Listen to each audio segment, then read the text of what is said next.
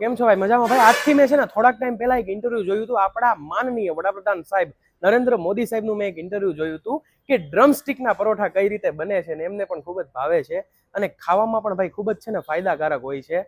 मेरी अपनी भी एक रेसिपी है, ये मेरी अपना इनोवेशन है, ऐसा मेरा क्लेम नहीं है, लेकिन मैं ये जो ड्रम स्टिक है मोरिंगा, ये न्यूट्रिशन की दृष्टि से बहुत महत्वपूर्ण है, ऐसा मैं सुनता रहा हूँ.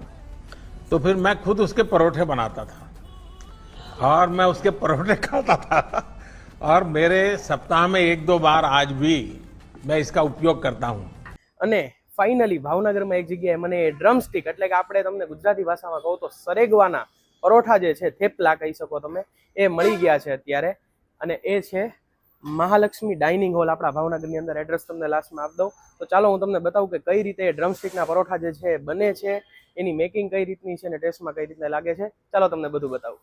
વિશ્વદીપભાઈ કેમ છો? મજામાં? બસ મજા. સાહેબ અત્યારે મેં જોયું અહીંયા તમારે અહીંયા સરેગવાના જે પરોઠા બને છે આપણા મોદી સાહેબના ફેવરિટ, એ સેજ કઈ રીતે બને છે એક આપણા દર્શક મિત્રોને જણાવી દો. સરગવાના પરોઠાની પ્રોસેસ સાવ ઈઝી જ છે. એમાં સૌપ્રથમ ઘઉંનો લોટ લેવામાં આવે છે. ઓકે. એના પછી છે ને સરગવો એક બોઇલ કરેલો હોય છે, એટલે કે બાફેલો સરગવો અંદર નાખવાનો. પછી સરગવાનું પાણી, કસ્તુરી મેથી, તલ અને વ્યવસ્થિત પ્રમાણમાં મિક્સિંગ કરીને આખો લોટ બાંધવામાં આવે છે.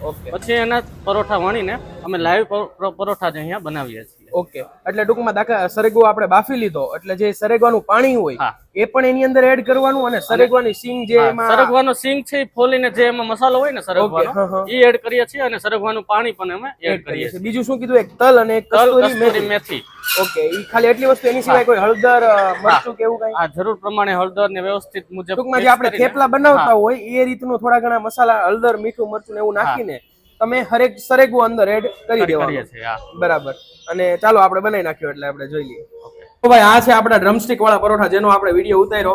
વિશ્વદીપભાઈ બાકી આટલી બધી વસ્તુ બીજું શું શું છે આપણી પાસે? જો આપણે હમણાં તમે કીધેલ મુજબ આ છે ડ્રમસ્ટિક વાળા પરોઠા. ઓકે. સાથે સાથે એક ગુજરાતી ફિક્સ થાળી ચાલુ કરેલ છે, જેમાં 2 સબ્જી, 5 રોટલી, દાળ ભાત, છાશ અને સલાડ, બરાબર, જે બપોરે અને સાંજે પણ મળી જવાની છે. ઓકે. પ્લસમાં સવારથી 7:30 થી બપોરના 3 સુધી ભાખરી, ચા, પનીર પરોઠા, આલુ પરોઠા, ચીઝ આલુ પરોઠા, તવા પરોઠા, થેપલા, પૌવા બટેટા સાથે સૂકી ભાજી, સેવ ટમેટા, તીખારી, કાજુ ગાંઠિયા, ચીઝ અંગુરી વગેરે સબ્જી મળી જવાની છે. પ્લસમાં આ બધી જ વસ્તુ જે છે દેખાડેલ છે એ બધી વસ્તુ સાંજે 5 વાગ્યાથી રાતના 12 વાગ્યા સુધી ઓલરેડી ચાલુ રહેવાની છે. ઓકે.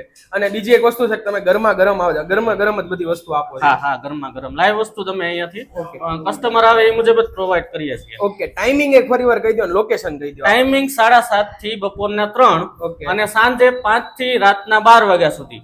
લોકેશન છે અમારું સંસ્કાર મંડળ ચોક, દીપક હોલ ની સામે હંસ કોમ્પ્લેક્સ, નીચે ચેતના દાબેલીની નીચે 3 દુકાન છે અમારી. Okay, ready. તો ભાઈ એટલી બધી વસ્તુ ખાઈને તમારે જમાવટ કરવા માટે આવવું હોય તો પહોંચી જાજો ભાઈ. કેમ છો સાહેબ? મજામાં? સાહેબ કેવો લાગે છે એનો ટેસ્ટ? એકદમ મસ્ત. અને તમે જે બહાર ખાવ છો ને અહીંયા ખાવ છો એમાં શું ફરક? તો હું જનરલી બહાર રહું છું, પણ આજે અહીંયા આવ્યો મને એક નંબર વસ્તુ લાગી. બહાર જે વસ્તુ મળે છે એના કરતા બેસ્ટ ક્વોલિટી. બરાબર. અને બહાર તમે કેટલા પ્રાઇસ નું ખાવ છો અને અહીંયા તમને પ્રાઇસ ડિફરન્સ કેવો લાગ્યો? પ્રાઇસ ડિફરન્સ બહુ વધારે છે. મતલબ ત્યાં એમ માને કે 100 થી 120 રૂપિયામાં આપણે કઈ ખાઈએ તો એવું લાગે નહીં કે ખાધું છે એમ. અહીંયા 70 રૂપિયામાં તમને એક નંબર વસ્તુ મળી જશે. અહીંયાના જે થેપલા છે, દહીં તીખારી છે અને એની ચટણી બહુ મસ્ત હોય છે. બરાબર. હવે ભાઈ તમને એડ્રેસની વાત કરું તો આપણે સંસ્કાર મંડળની સામે જે હંસ કોમ્પ્લેક્સ આવેલું છે એમાં ચેતના દાબેલીની બાજુના રસ્તામાંથી આવી રીતે નીકળી જવાનું, અંડરગ્રાઉન્ડ છે ભાઈ. એટલે તમારે આવી રીતે ઉતરીને પછી વયું જવાનું સેન્ટરમાં મહાલક્ષ્મી ડાઇનિંગ હોલ. 18 વર્ષથી ભાવનગરની અંદર સવારમાં ગરમા ગરમ નાસ્તો કરાવે છે ને ત્યાં જ તમને આ ડ્રમસ્ટિકના જે પરોઠા છે એ પણ તમને ખાવા મળી જશે. તો એકવાર જરૂરથી ટ્રાય કરજો ભાઈ.